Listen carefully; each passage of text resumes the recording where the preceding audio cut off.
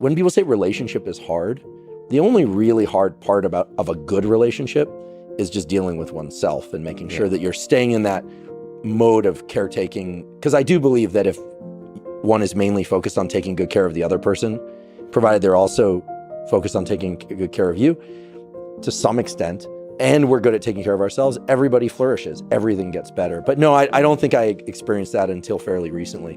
What do you think is the secret to a successful relationship?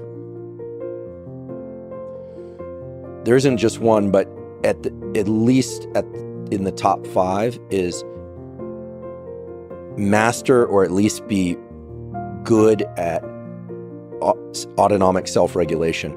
Know how to calm yourself down.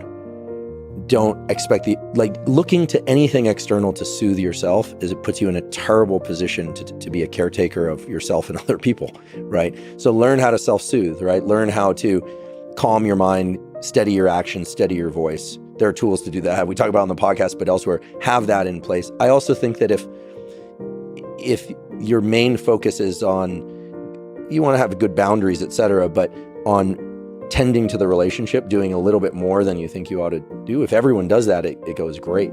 I mean, I'm sometimes so positively struck by how supported I feel, because for many years I was just kind of doing everything on my own. So any little thing, I'm like, oh my goodness, this feels huge. And also I think the dynamics have to be right. Let's be really honest. This is a little bit of a tricky topic, but there is a power dynamic in relationships. Sometimes, not all, but in some relationships, it works much better if one person leads and the other person follows. In other relationships, it's more mutuality, works best. People need to know what they need. And so knowing what you need and what you crave is really important. And then once you do that, you can create the relationship you want. I've seen that over and over again. And people are different. But I think that ultimately, I mean, right, there's the dopamine phase of a relationship, and then there's the serotonin phase, the kind of more mutuality, coziness, and sweetness. There's a great book about how to make sure that the dopamine component and the serotonin component, so to speak, go on forever. And it has to do with, when you first meet someone and you're attracted to them, you're essentially objectifying them. Meaning, not in the way people might think, you are not dependent on them for emotional stability or survival. As you get close with somebody, you really come to depend on them, and then you tend to objectify them less. And so this book, the name is kind of corny, but it's written by an analyst again. It's called Can Love Last? And it's a book about how really good, strong relationships are the consequence of people constantly moving through this dependency objectification dynamic. And I use those words in the true, the psychological sense, not in the way they're typically thrown around nowadays. So the idea, in some cultures, men and women will only touch for 2 weeks out of the month. And then for the other 2 weeks, the excitement and the sensuality and the sexuality is very heightened. And then they go back to this kind of distancing. Now, I don't think that's feasible for most people, but if you look statistically, those relationships tend to last a very long time with at least reported mutual feelings of intense attraction for many, many, many decades.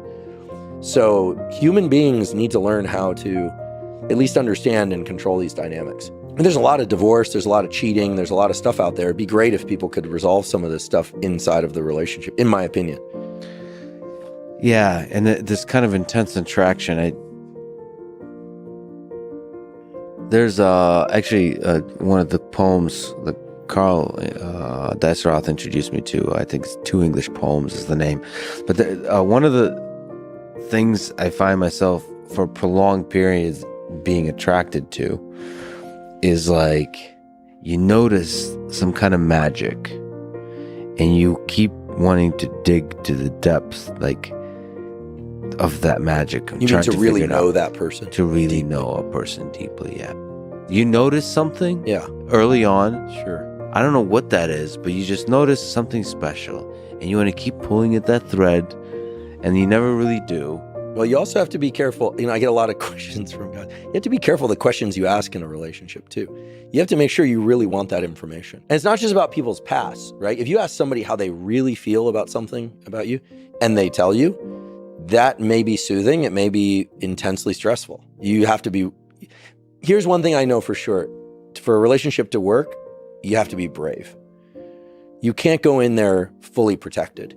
And yet you also can't go in there with no boundaries, because you'll end up beat up. What's that quote? If you want to be a warrior, prepare to get hurt. If you want to be an explorer, prepare to get lost. And if you want to be both, and if you become a lover, prepare to be both, or something like that. I forget. This is one of these Instagram type things that you see passing by and you go, oh, that's pretty true. Love's scary, because it takes us back to that primitive circuitry that is as primitive and basic as hunger, thirst, the desire for heat when we're cold, the desire for cold when we're overly warm. It's dynorphin. I mean, when somebody leaves, like when somebody you were attached to leaves by death or by decision, or you're forced apart, the dynorphin release is massive. It is true discomfort. People feel anxiety and discomfort. And moving through that is a hell of a process. I mean, if I knew how to best break up at a neurological level, or if you could just plug yourself into a wall and reset, I mean, I'd do that episode tomorrow, but we don't have that knowledge. No, come on. I think we've covered this before, and it's even been memified. I think losing love is part of the magic of love. It means you've felt something. I agree, but at some point, like if you've done it enough times, life is finite. It is beautiful to see these couples that seem very much in love, despite having been together many years. Yeah, the way they look at each other. Yeah, they still see the magic. Yeah, and they'll say, we got lucky, or it's been hard, or this and that. I think external conditions being a little tougher is helpful for a couple. Hardship. I do, Yeah. because I think that you rally, you bond with people, being, obviously you want to survive those conditions, but I do. I think that Bonnie and Clyde. So, they were a little, a little too much. Well, a little too much. They were sociopaths, but when two sociopaths love can make you do crazy things. Normally, it's interesting. Normally, sociopaths don't team up because they manipulate each other. Sociopaths, sadly, are usually only interested in manipulating the highly pliable or unsuspecting. But when romantic attraction is woven in, then it gets really diabolical.